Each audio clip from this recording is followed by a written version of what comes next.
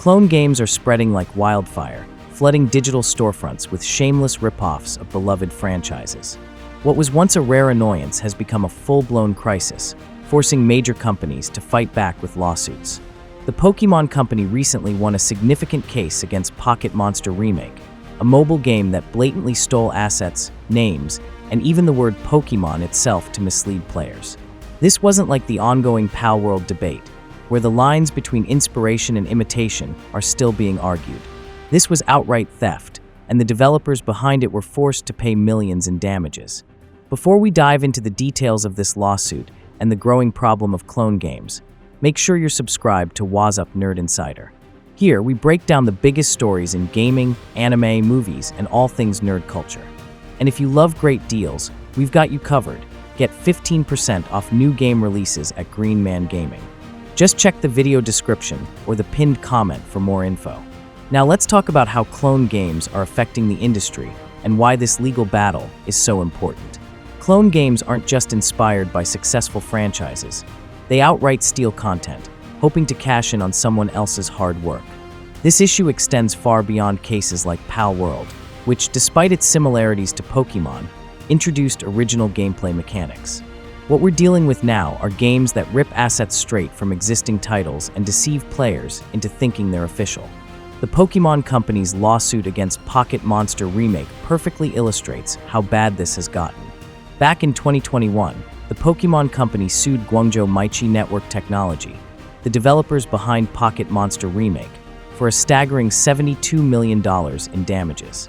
After years of legal battles, the case was finally settled through mediation, with the developers ordered to pay $15 million and issue a public apology.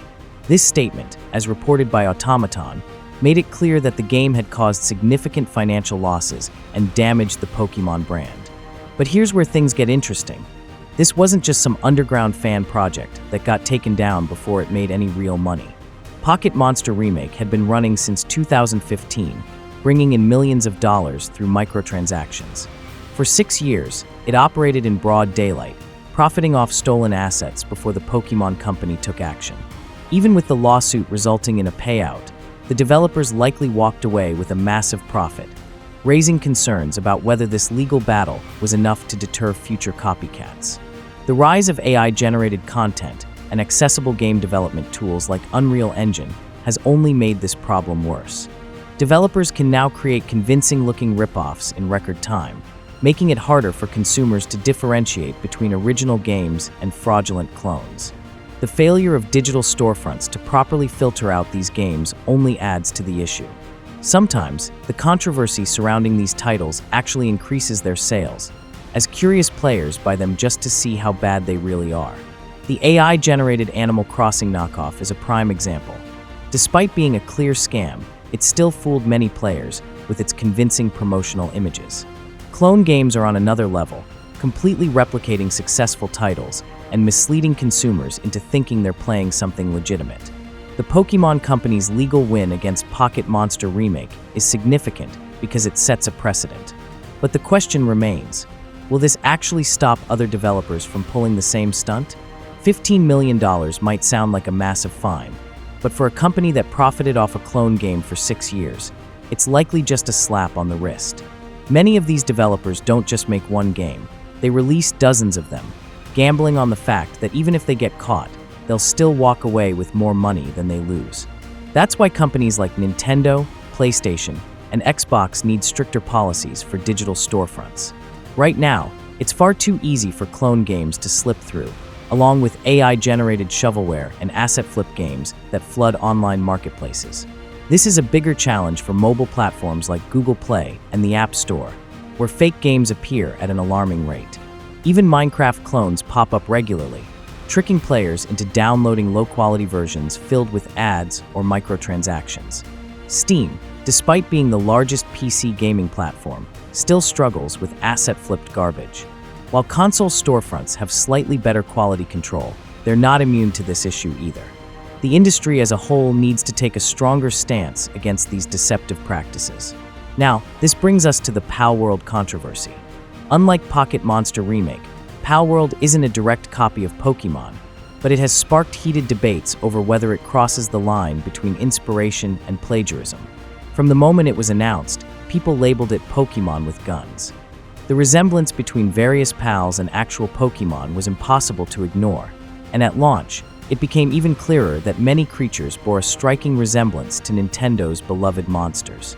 However, Palworld introduces significant gameplay differences that separate it from a blatant ripoff.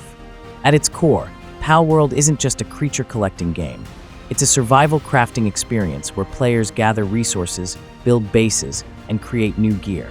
Unlike Pokémon, the combat isn't turn-based. It's real-time and actively involves the player. The world is fully open, allowing for seamless exploration.